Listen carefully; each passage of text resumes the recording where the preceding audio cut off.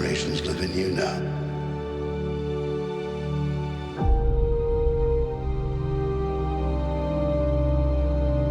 But this is your fight.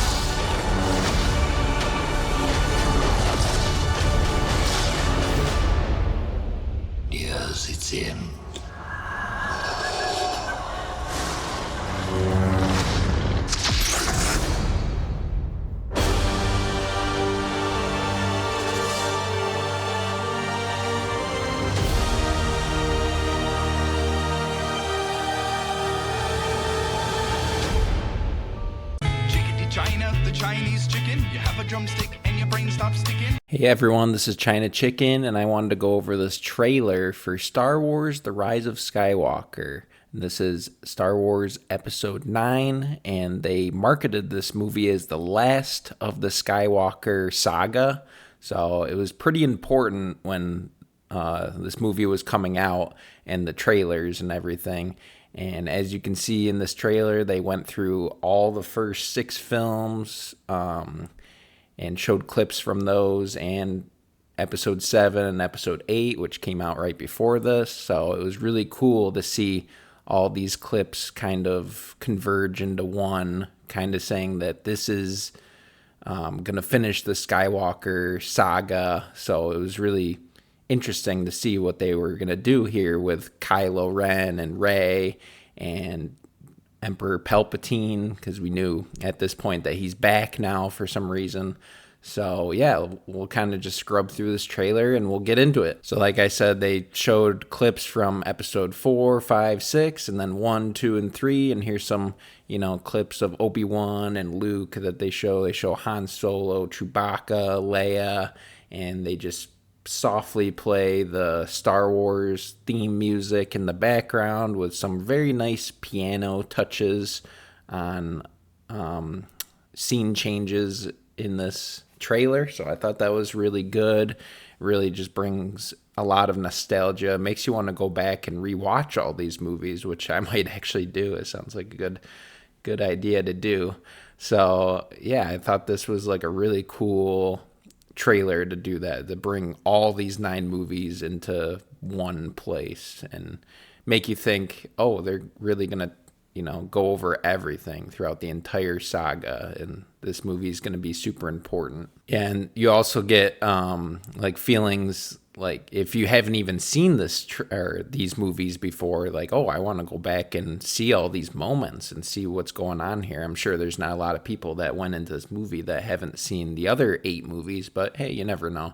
So I think that's kind of interesting from that perspective. There are a lot of, younger people that may not have seen the older movies and maybe were not enticed to see them because they were old. But I would say you should really go back and watch these if you haven't. And yes, they even show clips from the prequels too, which was interesting because, there's this whole rumor that Disney really did not like the prequels at all, and they're kind of ignoring the prequels. They were ignoring Anakin and,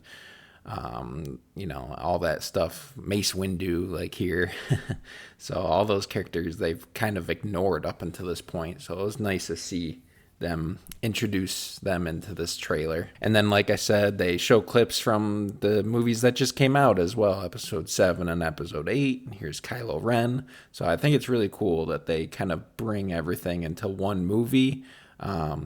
This wasn't my favorite movie. I did really like it in theaters the first time, kind of like The Last Jedi, where I liked it a lot in theaters, but the more I watched it after it came out on DVD and Blu-ray and stuff like that, I just go back, rewatching it. I did not like parts of this movie. Most of this movie I didn't really like, but yeah, so that's just the way it is. But hey, you never know. Maybe in the future I'll really like her. Maybe my kids will really like it, and really enjoy this movie, because a lot of people were like that with the prequels too. Even me, like, I loved the prequels growing up. I was like 9 years old when the first episode 1 came out, so I grew up with that stuff and I really love it. And I know people that were older at that time did not like the prequels, so time changes these movies, so you never know what will happen with that. And then we finally get into the new clips, and this one is kind of interesting because we know that Carrie Fisher has passed away at this point, but they still have her in this movie.